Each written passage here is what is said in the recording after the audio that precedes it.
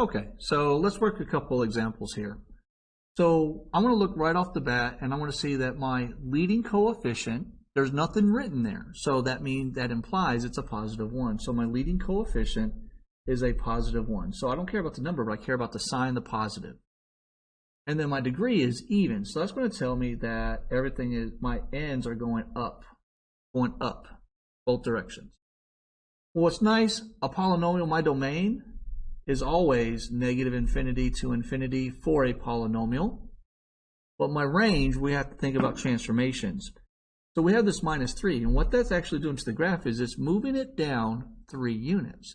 So the parent function starts at 0, and if I do 0 minus 3 to move it down 3, my y value is now going to include my negative 3. It moved down 3, and then it's going up forever to infinity.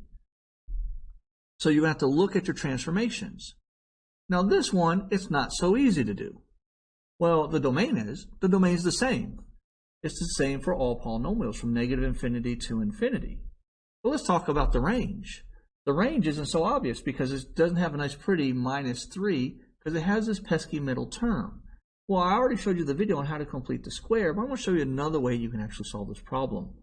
If you remember back to Algebra 1, you learned for a quadratic, you could do a max slash a min with the formula negative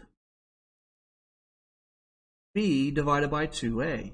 And this gives me my x value of where the max or min is. So we'll be able to tell if it's a max or min. You know what, let's put a negative on this. If it's a max or min by the end behavior. If both arrows are going down, that means that this will be a max. If both arrows are going up, it'll be a minimum.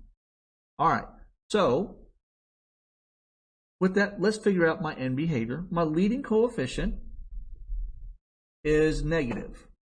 It's a negative 3. My degree is my highest exponent, which is 2, which is an even number. Now, because it's a negative and an even, it tells me that my graph, both sides are going down.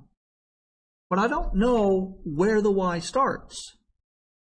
This is where this is going to come in handy because I can get an x value of the highest point because this graph's going up and then turning and coming back down. So I can get an x value of a highest point. So all I do is simply plug it in. So here's my a. My a is negative 3 and my b is a positive 6.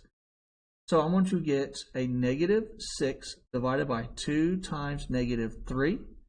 This gives me, let's see, that's going to be negative 6 over negative 6 gives me 1. So my x value is 1. Well, if I know the x value, how can I find the y value? I just do g of 1. And g of 1, I just plug it back in. I've got negative 3 times 1 plus 6 times 1 minus 4. This gives me negative 1.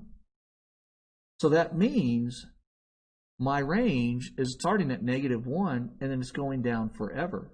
So my range is going to become from negative infinity all the way up to negative 1 and it's included. And I think this way is actually a lot easier than completing the square at this point of the year. So these are examples of how to find domain and range analytically of a polynomial. These aren't really terribly bad. I promise you, we will do much worse this year.